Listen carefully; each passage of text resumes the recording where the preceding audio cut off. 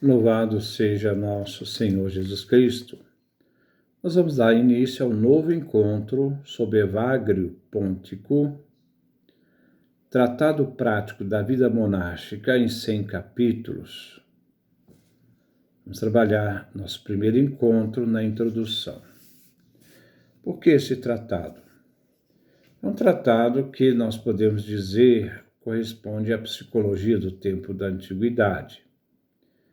E hoje muitas coisas que as pessoas atribuem ao espírito podem ser comparadas a realidades que fazem com que as pessoas sejam alienadas à sua liberdade numa realidade que se torna mais forte do que ele e a dominam. Então, diante disso, nós vamos trabalhar essa teologia prática de Evagrio Pontico. Temos no Egito 3 grandes fundadores da vida de contemplação.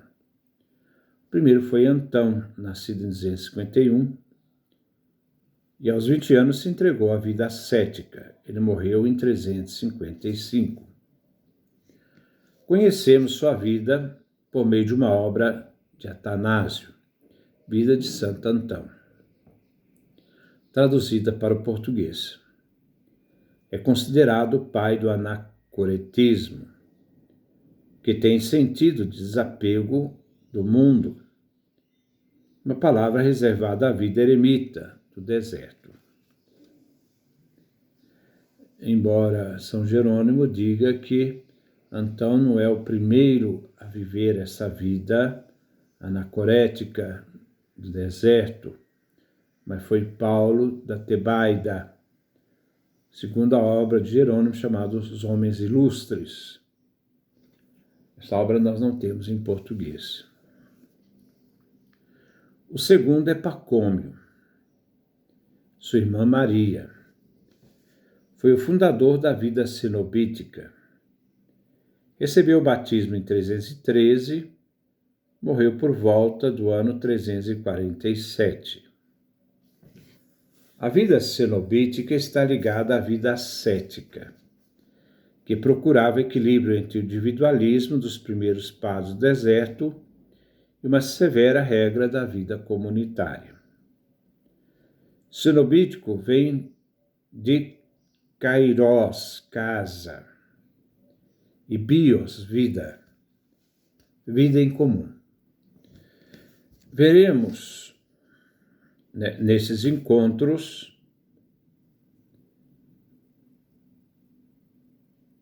o pensamento e a vida comunitária dos monges a partir de Evagrio Pontico, que fundou um cenóbio culto. Ele viveu em 345 a 399.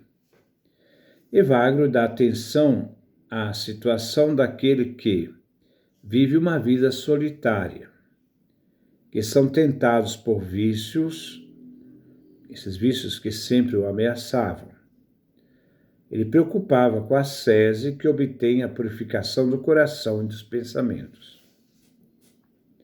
A contemplação natural, nutrida pela filosofia, conduz à ciência de Deus, muito abstrata e intelectualista.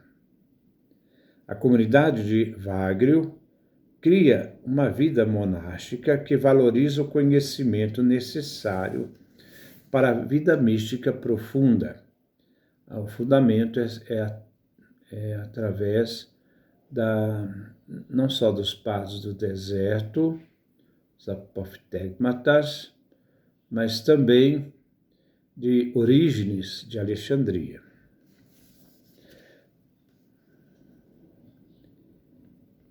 Nós também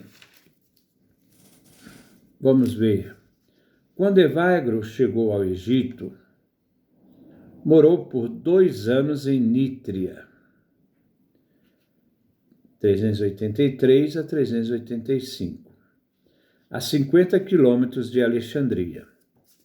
Depois se transferiu para Celle, nos limites do deserto da Líbia, 18 quilômetros de Nítria, onde viveu por 14 anos até sua morte. Ganhou o pão com o próprio trabalho como ofício de copista. Escreveu a obra Tratado Prático da Vida Monástica nos 2 anos em que esteve no Egito, em 383, quando da sua chegada a Nítria. Evagrio foi o precursor da psicanálise. Não se deve ver no seu escrito páginas de abstrações de psicologia. Ele se fundamenta em observar a realidade existencial e limita ao exame daquilo que a experiência do deserto lhe sugere. A leitura do Tratado Prático traz uma consciência precisa da psicologia do ser humano, em toda a sua complexidade de seu ser. E distingue o homem da mente, sua parte mais culta e racional. Na alma ele considera a parte concupiscível e aquela irracível, é o corpo. Ao decidir o destino do homem, surgem as paixões, algumas no âmbito de concupiscências da alma, outros pela irascibilidade, o corpo, o instinto, e outra pela mente e a razão. As paixões menores e mais instintivas se identificam com o demônio, que fazem surgir paixões identificadas com os vícios, que são 8. Vamos fazer essa leitura e teremos, durante a leitura, alguns comentários. Prólogo. Evagrio Póntico dedica a obra a Anatólio. Diz, vai ter a leitura e depois alguns comentários. Meu caro irmão Anatólio. Esse Anatólio era membro da comunidade fundada por Melânia e Rufino, no Monte das Oliveiras. Continua. Não faz muito tempo que você, da Santa Montanha, no caso aqui se refere ao Monte das Oliveiras, me pediu e exortou enquanto me encontro em Chétis, região desértica que é próxima a Nítria e Chétis, para que conheças as vestes simbólicas em uso junto aos monges do Egito. Então ele vai falar das vestes, a veste do monge. Quais são os simbolismos desta veste? Não foi por acaso, de fato, e nem por nada, que você considerou tal vestuário, que tem uma diferença tão marcante daquela dos outros homens. E então, fazemos entender tudo aquilo que recebemos, que aprendemos dos santos padres, sobre este argumento. A sotana, isto é, a túnica, com capuz, é símbolo da graça de Deus, nosso Salvador, e protege a parte mais prestigiosa, a cabeça, e mantém aquecida na infância em Cristo. O capuz se refere ao chapéu que cobre a cabeça, que normalmente trazem as crianças, e assim se torna símbolo da infância espiritual e da inocência. A infância e a inocência do próprio Cristo. Em vista dos adversários que procuram continuamente a causar feridas e golpear. Aqui se trata dos demônios. Por isso, aqueles que trazem na cabeça esta veste contam com toda a sua força, ou então cantam com toda a sua força a palavra do Salmo. Repetindo, por isso aqueles que trazem na cabeça esta veste cantam com toda a sua força a palavra do Salmo. Se o Senhor não edificar a casa e não guardar a cidade, inutilmente trabalha quem a tenta edificar. Se Javé não guarda a cidade, em vão vigiam os guardas. Salmo 126, 127, versículo 1. Estas vozes dão origem à humildade, desenraizam a soberba. Como o mal antigo que fez precipitar até a terra Lúcifer, aquele que surge na manhã. Isaías capítulo 14, versículo 12. O fato que os monges trazem as mãos descobertas indica a falta de fingimento em seu comportamento. A vanglória tende a cobrir e ofuscar as virtudes, visto que ela procura sempre a glória que vem dos homens e mata, então, a fé.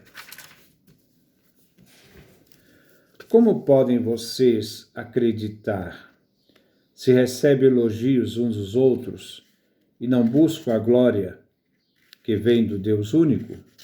João capítulo 5, versículo 44. O bem deve ser procurado não por outros fins. O bem deve ser procurado pelo bem mesmo. Se não se admite esta verdade, revelará evidente que o nosso esforço para alcançar o bem resultará para nós de maior valor que não o próprio bem feito, realizado por nós. Mas isso seria incongruente, visto que comportaria pensar e afirmar qualquer coisa preferível ao próprio Deus. Claro que nada se pode colocar no lugar de Deus, Deus deve ser sempre esse absoluto. Ainda o escapulário envolvendo os ombros em forma de cruz, para os monges é símbolo da fé em Cristo. Ela acolhe os mansos, reprime sempre aquilo que é impedido aos monges e lhes proporciona atividade livre. Os cintos, destinado a apertar em torno dos rins, exclui toda impureza e exprime esta sugestão: é bom que o homem se abstenha de mulher, não ter familiaridade com mulher nenhuma. 1 Coríntios capítulo 7, versículo 1. Os monges têm um manto feito de pele de cabra ou carneiro, que trazem em todos os lugares, trazendo em seus corpos a mortificação de Cristo. 2 Coríntios capítulo 4, versículo 10. E assim eles amordaçam todas as paixões do corpo contrárias à mente, à razão, e mortificam os vícios da alma com a adesão ao bem. Eles amam a pobreza e evitam a avareza, que é a mãe da idolatria. O bastão é a árvore da vida para todos aqueles que o trazem e um apoio seguro pelos que se apoiam nele, como no Senhor. Provérbios capítulo 9, versículo 18. Eis o símbolo dessa realidade, representado em suas vestimentas. Essas são as palavras que os padres sempre dirigiam aos principiantes. Filhos, o temor de Deus consolida a fé. Por sua vez, a abstinência assegura o temor de Deus. A perseverança e a esperança fazem constante a abstinência. É dela que nasce a impassibilidade, da qual descende a caridade. A caridade, por sua vez, é a porta do conhecimento natural, do qual sucedem a teologia e a felicidade final. Concluindo, seja suficiente o que foi exposto por nós por agora, sobre o hábito sagrado, como os ensinos dos pais. Os pais do deserto. Agora vamos falar da vida ativa e cognitiva, a gnose. Aqui se trata do conhecimento, uma gnose ortodoxa, que tem como elemento o conhecimento superior, que é o penhor da salvação da alma e é próprio do cristão, perfeitamente formado. Não de tudo que vimos ou ouvimos, mas somente aquilo que aprendemos deles para ser transmitido aos outros. Vamos dividir em 100 capítulos, diz Evagrio, a doutrina referente à vida prática. A obra virá assim dividida com o título O Monge. A primeira parte se refere à vida ativa, à vida prática, destinada aos monges, ainda não formados. É o que nós vamos ver. A segunda é a obra doutrinal, gnóstica, destinada aos monges já formados. A terceira obra se intitula Problemas Gnósticos, onde expõe o pensamento cosmológico e teológico. Em 650, a doutrina gnóstica, no caso dos problemas gnósticos. Algumas dessas noções nós a ocultamos, outras mantivemos na sombra, para não jogar as coisas santas aos cães e não jogarmos pérola aos porcos. Mateus capítulo 7, versículo 6. Mas tudo isso se tornará claro para aqueles que caminham na mesma estrada. Depois nós vamos continuar nosso segundo encontro, Evagrio Pontico, Tratado Prático da Vida Monástica, segundo encontro, nós vamos fazer a definição do cristianismo. Que Deus nos dê a sua graça, a sua bênção, sua face resplandeça sobre nós.